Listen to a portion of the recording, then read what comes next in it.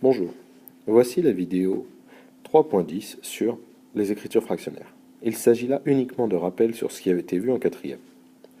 Alors, tout d'abord, considérons une fraction, 7/5.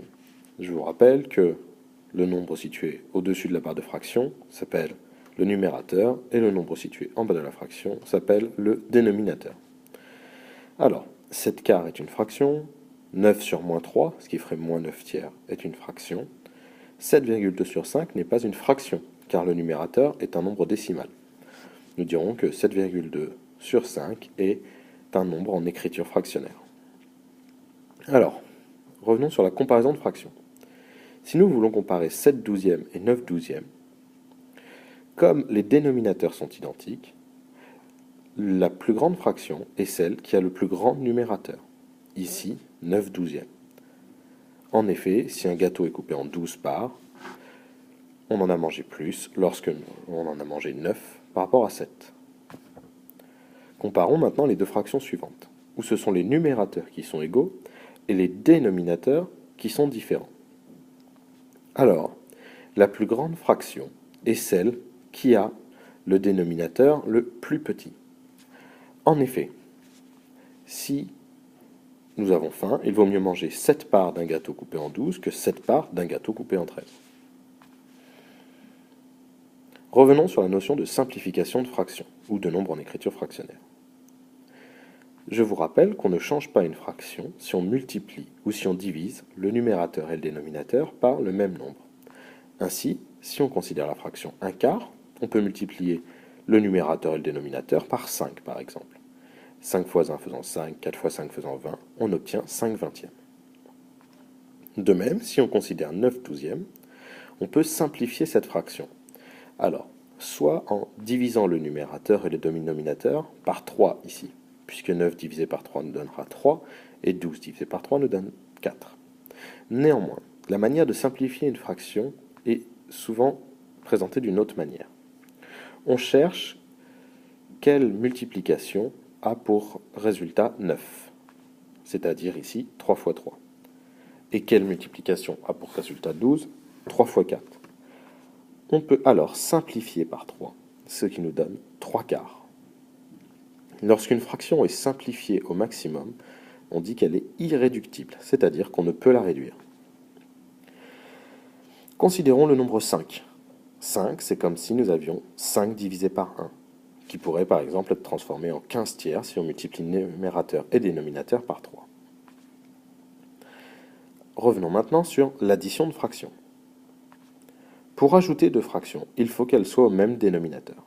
Et dans ce cas, on garde le dénominateur tout en ajoutant les numérateurs.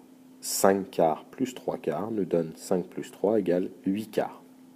8/4 qui pourrait être simplifié en 2. Un autre exemple, moins 6/7 plus 2/7.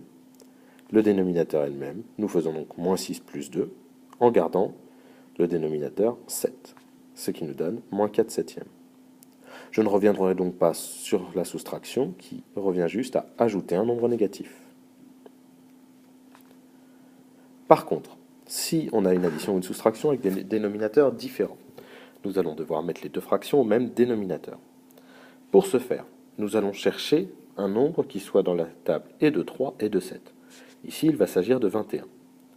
Pour obtenir 21 dans la première fraction, ici, nous devons multiplier le dénominateur par 7, et donc le numérateur aussi.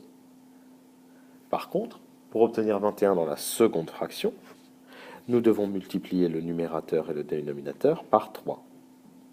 Nous obtenons donc 14 sur 21 moins 15 sur 21, ce qui nous fait moins 1/21. Attaquons-nous maintenant à la multiplication. Pour multiplier deux nombres en écriture fractionnaire, il suffit de multiplier les numérateurs entre eux et les dénominateurs entre eux. Dans l'exemple ici, 7 fois 3 sur 2 fois 5, c'est-à-dire 21/10. Si nous avons le cas de nombre en écriture fractionnaire avec des signes moins, eh bien, nous appliquons les règles vues précédemment, nous comptons le nombre de signes moins, ici 2, le résultat sera donc positif, Je l'écris en pointillé pour vous l'indiquer. Ensuite, nous multiplions ensemble les numérateurs et les dénominateurs. 3 fois 6 sur 4 fois 12, ce qui nous donne 18/48. Revenons sur cet exemple. Nous avons trouvé le signe et nous écrivons 3 fois 6 sur 4 fois 12. Pour éviter de devoir simplifier la fraction à la fin, nous pouvons gagner du temps en simplifiant tout de suite la fraction. C'est-à-dire, si l'on cherche ce qui fait 12, c'est 2 fois 6. Nous pouvons alors simplifier par 6 et il ne nous reste plus que 3/8.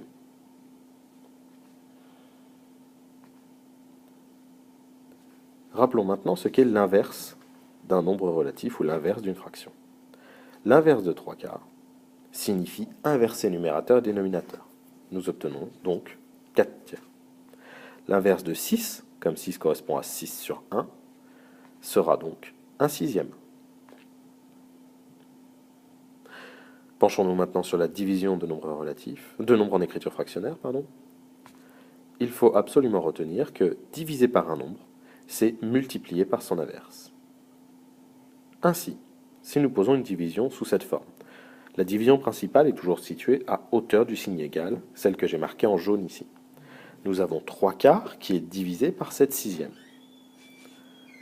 Nous allons donc dire que diviser par un nombre, c'est-à-dire diviser par 7/6, c'est multiplier par l'inverse de 7/6, c'est-à-dire 6/7. Nous avons ensuite une multiplication qui s'effectue de manière traditionnelle. Pour terminer, revenons sur les priorités opératoires. Eh bien, les priorités opératoires ne changent pas. Ce n'est pas parce que les nombres sont en écriture fractionnaire que les règles doivent changer.